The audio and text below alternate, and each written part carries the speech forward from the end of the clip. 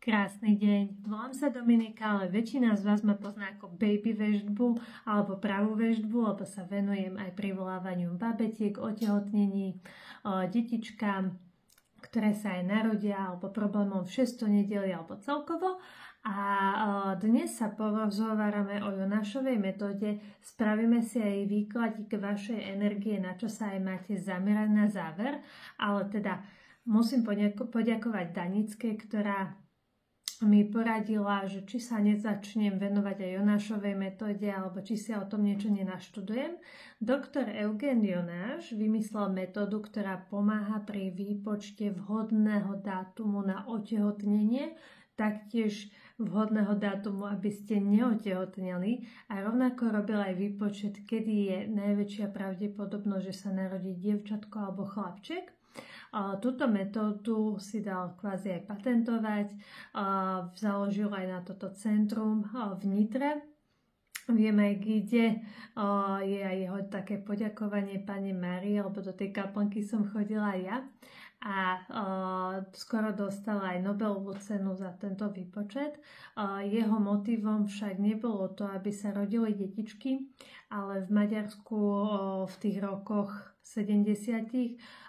sa robil potratový zákon a práve že chcel pomôcť ženám, aby nechodili na tie potraty, aby neboli jednoducho hotové z toho, čo sa udialo, že museli prísť o malé dieťatko, ktoré rástlo v nich, a preto sa zaoberal výpočtami, astrológiou a minulosťou, kde takéto matematické výpočty a astrologické robili, aby vedeli naplánovať počatie. Je to veľmi dobrá metóda, hlavne pre tie páry, ktorí sa dlhodobo snažia a nemajú ten výsledok. Počíta sa to z času narodenia ženy. Potrebujem k tomu aj ja presný dátum narodenia, potom presná hodina narodenia a miesto narodenia, a na základe týchto údajov a rozpoloženia planet sa to dá zistiť, kedy ktorý cyklus bude pre vás vhodný na sklbenie jednak ovulácie, ale jednak aj hodnej konštelácie planet. Ja budem veľmi rada, keď mi do komentára aj napíšete, či ste túto metódu skúšali a či vám vyšla. Ja som sa pýtala aj mojich dievčat, ktorých mám aj na odblokovaniach, a hovorili mi, že áno, že keď tam boli aj tie negatívne aspekty, tak naozaj aj tie tehotenstvá boli také ťažšie alebo došla aj k potratom. A naopak, keď tam boli dobré tie energie, tak sa im aj podarilo narodiť babetko a zdravé majú detičky. Túto metódu už automaticky robím, keď si objednávate u mňa privolávanie babetka a utehotnenia. Už aj niektoré tie moje žienky tam máte tieto moje výpočty, tak vás pozdravujem. A rozhodla som sa pre 5 z vás, ktoré sa prihlásia teraz na Hero Pravá veštba, tak keď mi tam napíšete správu, tak vám spravím tento výpočet zadarmo.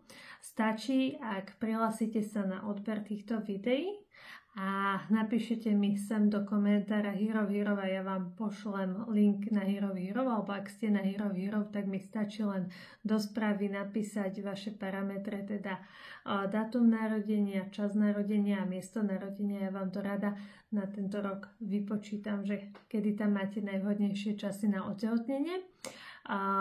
Ak mi napíšete, že chcete tieto odblokovania otehotnenia, tak vám to v rámci toho rada pozriem. Dobre, ale poďme sa pozrieť na výkladík. Máme tu prvú, druhú alebo tretiu kartičku. Vyberte si, v akých ste energiách. Ak ste si vybrali prvú kartičku, ukazuje sa mi tu trojka mečov. Toto naznačuje, že často sa vám stávali nejaké sklamania, už tam boli nejaké potraty alebo neúspešné otehotnenia. Treba doliečiť srdce. Máte tam riadne zanesené srdce tými boliestkami.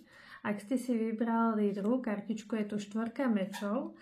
Toto naznačuje, že ste v takej letargii, že už vás ako keby nebaví sa snažiť, neviete, čo máte robiť.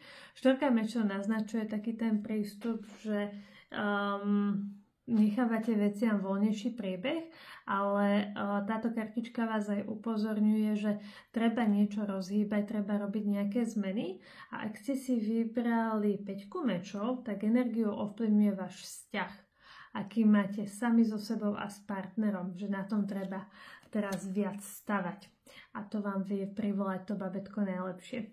Ja budem rada, keď mi aj napíšete, či s vami tento výkladík rezonoval a vidíme sa opäť o týždeň. Majte sa krásne.